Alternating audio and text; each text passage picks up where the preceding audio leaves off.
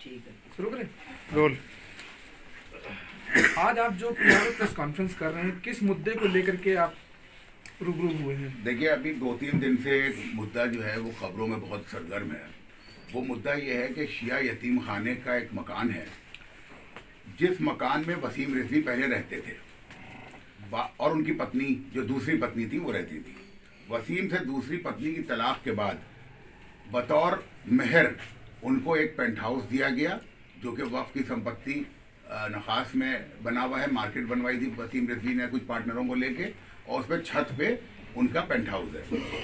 दूसरा, उस घर को वसीम रिजवी जिस वक्त त्याग पत्र दे गए हैं, क्योंकि वो अनाथालय के अंदर प्रेमिसेस का घर है, जिसमें अनाथालय में बच्चे जहाँ रहते हैं उस प्रेमिसेस का घर है, उसको खाली के वो स्वतः चाबी जो है वो वक्फ बोर्ड में हैंड ओवर कर गए थे। वक्फ बोर्ड से वो चाबी लेके मैंने जो है वो वहाँ पर जब खोला उसको, तो फौरन ही कुछ महिलाएं जो हैं, जिसमें एक निदा नाम की महिला थी कि जो अपने को वसीम की साली बता रही थी, वो और एक बुजुर्ग से कोई एक आदमी थे, वो आए। उन्होंने कहा कि मैं वसीम का ससुर हूँ।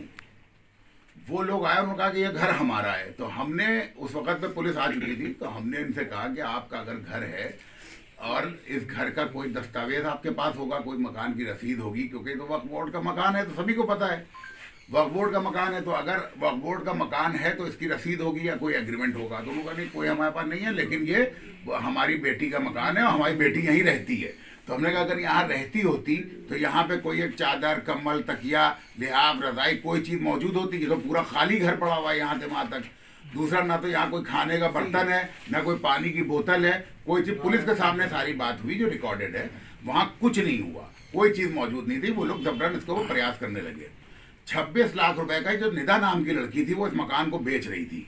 वो लोग भी मेरे पास आए कि जिनके हाथ ये बेचा जा रहा था, वो भी सारी चीज़ खुल के आ गई सामने। उनको वीडियो बना के पूरी भेजी थी उसने उस मकान की, तो वो चीज़ सामने आ गई। दूसरा, जो कहने का मकसद हमारा ये है कि ये जब इन लोगों ने देखा कि ये सब काम इनके नहीं चल पाए और वक्फ की ज़मीन ये नहीं बेच पाए, तो उसके बाद इन्होंने क्या किया कि जो एक बहुत कट्टरवादी हिंदू संगठन है हिंदू महासभा, जो कि कांग्रेस की बैकिंग का समर्थन है, और उसको जो है वो कांग्रेस के कुछ लोग उसको जो है फंडिंग करते हैं उस संगठन को, उसको बीच में लाके ये हुआ कि शकुन पांडे जो एक कांग्रेस की हिंदू महासभा की लीडर है, जिनकी गांधी जी के ऊपर गोली चलाती थी, वीडियो वायरल हुई, तो उसके बाद वो जेल गई थी। और उसके अलावा 20 लाख मुसलमानों को मार डालने की उनकी धमकी जो है वो अब तक चल रही है, जो धर्म संसद में उन्होंने कही थी। वो इस पर बीच में कूद पड़ी और उन्होंने कहा कि साहब वसीम की बीवी को जो है वो मौलानाओं ने मार के निकाल दिया, ये कर दिया। वहाँ कौन मौलाना मौजूद था पुलिस से बाइट लेके पता कीजिए। वहाँ पर हम थे, हमारे संगठन के लोग थे, हम लोग 3-4-5 लोग पहुँचे थे वहाँ पर। घर जैसे ही खोला गया वैसे ही वो वहाँ प्रवेश करने आ गई। ये बहुत शर्म की बात है कि खुद को हिंदू संत कहने वाली ये तथाकथित साध्वी जो है वो आज यतीम बच्चों, अनाथ बच्चों की संपत्ति हड़पने पे लगी हुई है। किसी हालत में बर्दाश्त नहीं किया जाएगा। वो शहर में दंगा कराने की जो हिंदू महासभा की साजिश है, उसको भी कामयाब नहीं होने दिया जाएगा। और देख लेंगे उस जमीन के ऊपर कौन कदम रख सकता है। ये वक्फ बोर्ड आप लोगों पे आरोप लगाए गए, तो उस पर सर देखिए, ऐसा है कि वो तथाकथित ट्वीट है, क्योंकि वसीम जेल में है और जेल के अंदर खुद जो सुप्रिंटेंडेंट हैं उनको भी मैंने लेटर लिख दिया है।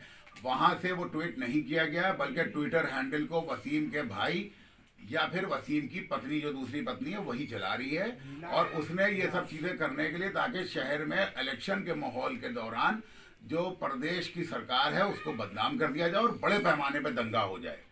क्योंकि योगी जी की गवर्नेंस जो है वो हिंदू महासभा के गले से नहीं उतर रही है, क्योंकि इन्होंने 5 साल तक विजय चौहान के, जो सुदर्शन चैनल का जो है वो हेड है, सुदर्शन चैनल का हेड विजय चौहान के, उसने वसीम से नोएडा में करोड़ों की संपत्ति मुफ्त में हासिल की है अपनी खबरें और सब चीज़ें चलाने के लिए। उसी तरह से जो नरसिंहानंद है, इसने 18 बीघा ज़मीन गाजियाबाद में वक्फ की जो है वो लूटी है वसीम के जरिए।